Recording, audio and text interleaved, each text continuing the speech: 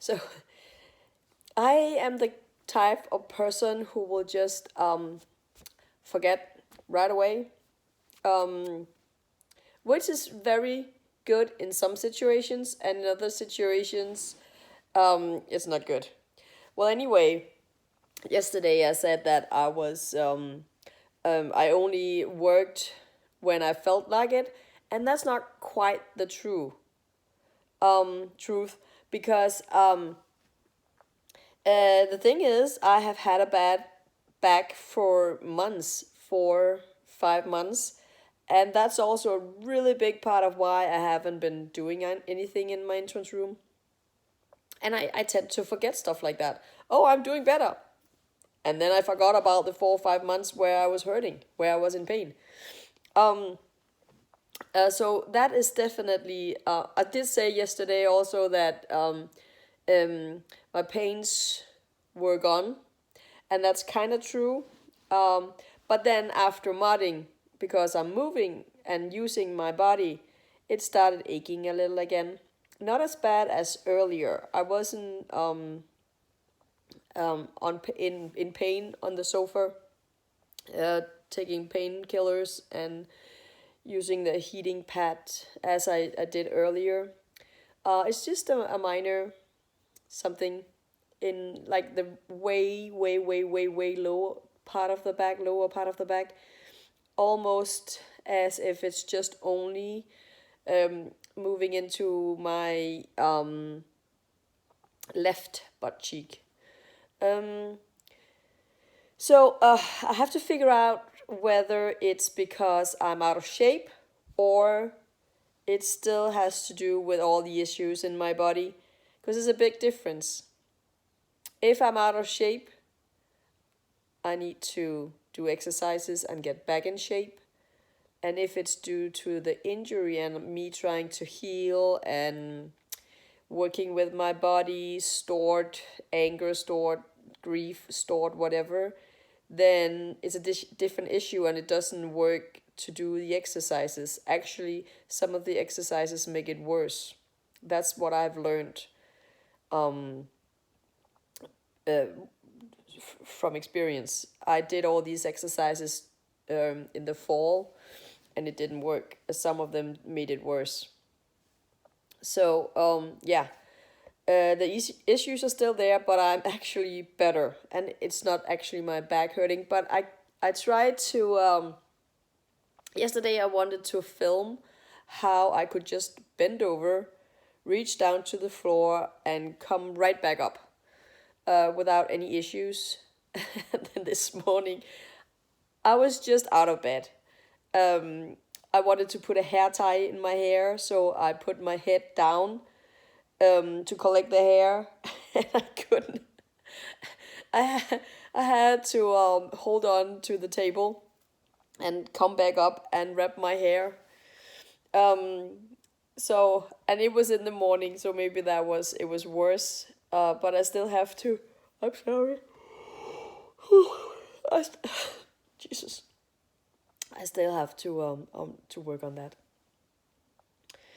So it's not over, even though I just declared my back is healed. Not quite. But it's so much better than it used to be, and then I tend to forget. I forget things, and I'm not only forgetting these things. I think that's okay, because I also forget that I was sick, or that I had a bad day, or I forget and I move on, and in that regards, it's a good thing. But I'm actually struggling with memories, my memory. Um, and that's another thing that I'm trying to work on in this whole process of me trying to start over, trying to reset somehow. Um, I don't know actually how to help your memory along. It could be cases like my children will say, "Mom, remember we did this and that," and I'll be like totally blank. I have no idea. Sometimes a bell will ring, and I'll be like, "Oh yeah, that there's something here," and they will keep talking. I'll be, "Yeah, there's something. I don't quite remember it, but tell me more." I will always tell them to tell me more, And in other situations, I'm just like, I'm sorry, I can't remember it. I'm totally blank. And I used to have a really good memory, and so it bothers me that there's things that just they don't store in my memory. Um, but some of them are also because they're my kids' memory, and I was just kind of there. So it's not something that has made an impact on me necessarily, and then it's okay. Um, but that's something that happened too. Um, some of the long term symptoms after stress. Another one. Um, no, I just want to stay with this one for a little while, because I'm also I suffered like this is the reason why I speak English actually in these videos. One of the reasons. I have more reasons, but one of the reasons why I speak English because my mother tongue is Danish, and I'm Danish. But I used to be fluent in English, American English actually, and you couldn't tell that I wasn't American. And then all of this stress happened, and I lost it. I knew English, but I couldn't. I wasn't fluent anymore, and I forgot words, and I wanted to say something, and I said something else. And also, I suddenly started to make suddenly a Danish word would pop into an English sentence, or I would construct a Danish sentence but say the words in English. I actually just did that in a different video I just saw. Um, and also I said that I wanted to puff the pillows. I think I said I wanted to fluff the pillows. So, it happens. I make these mistakes, and I didn't earlier. And now the big risk of just being home is that my brain will get too lazy, and I need to work on my uh, cognitive skills. So keep myself on my toes. And sometimes there are words that I don't know, and I will look them up, and I will try to incorporate them in my vocabulary. And then sometimes I'm just making up words, and sometimes there are words that you can't translate because they are very specific to the Danish system or the Danish ways. And then it's really you can't really translate the words. Um, and that in those cases it's really hard to explain it in English. And so bear with me. I'm trying. Um, but that's a big reason why I speak English. I don't want my brain to go to sleep. Um, yeah, and then another thing that I kind of forgot about. Not, I don't want to say that I forgot because I kept reminding myself that I had to do it, but I think I also misunderstood, and that's why I didn't do it.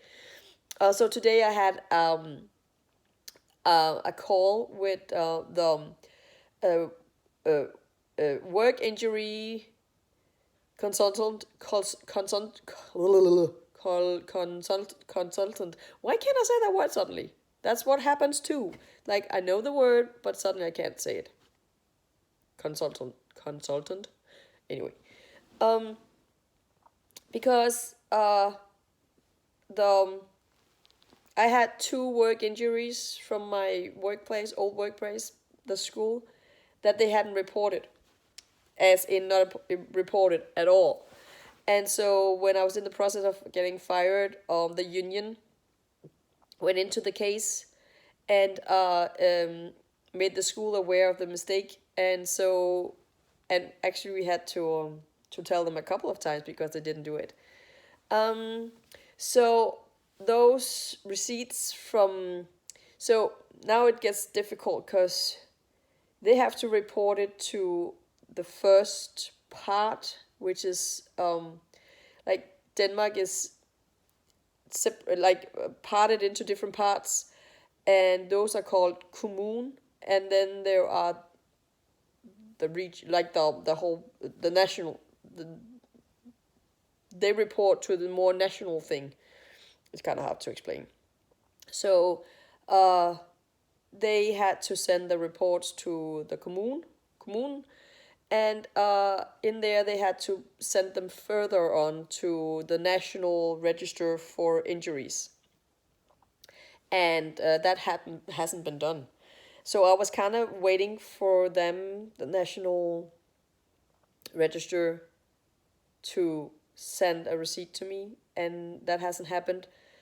Um, so he called me and said that he just wanted the report from the commune, so he could actually either send them to the National Register, and then he could file it.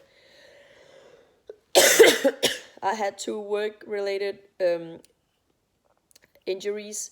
One was a student that gave me a pull in my back, and that was so I sprained my back, and that's the whole issue with my back, and it has been going for a long time. And then back in November, a different student attacked me. But the issue around that was more that my school didn't help me and didn't react. My workplace didn't really do anything for me. And that was a big part for me in my, me getting fired, letting them fire me, because I was so sick of stuff at my workplace. But we have decided that case, because I'm no longer at the workplace and I'm no longer near that student, to just close that down. It doesn't affect me anymore. But we're keeping the other one open, the one with my back, because even though I just said that I am so much better, I am for now, but what if I'm not tomorrow? So he will keep on that case. And then I think a final update here, or thing. I'm counting down for a new migraine attack. I'm really not counting down, but I kind of am anyway, because I don't want migraine. But the last one, as I mentioned in an earlier video, didn't quite happen. It was barely there. And so I'm curious if that was just a one-time thing or if it's actually better. And I think it has been 3 weeks since last time, and I usually get them between 3 and 5 weeks.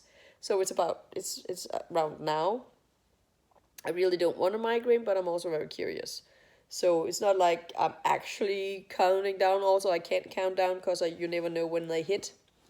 And I really want to get rid of the migraines. And that's the very core of why I got fired, actually. Or why he wanted to fire me, because he couldn't fire me because of that. But that was why he wanted to fire me, and why he threatened twice to fire me. Because I suffer from migraines and I have them 10 to 12 times a year. And I hate them. And I really need to just go to bed and stay in bed. I can't teach. I can't work. I can hardly be me. So I really want to get rid of them, but I never known how to do it. And so I need to fix them, because of my health, but also because if I get a new job and I have migraines that often, I will just lose it again. I was absent too much, also because they added my children's sick because you have to stay home with your children when they are sick, so they added that as well, and said that I was absent too much, and they didn't want to help me with my migraines or corroborate in any way or offer anything, or there was nothing, which is actually something they have to do in Denmark. They can't just, it's not on your own, because you want to keep people in their jobs, because you're actually, the whole economy is dependent on your income and you paying taxes, so they want to keep you working. So they have to offer you solutions, and they hadn't. That's a different story for a different day. But I really hope it doesn't show. I will keep you updated on that if they show or not. Um, but that's me rambling for now. Yeah. So I will see you next time. Bye.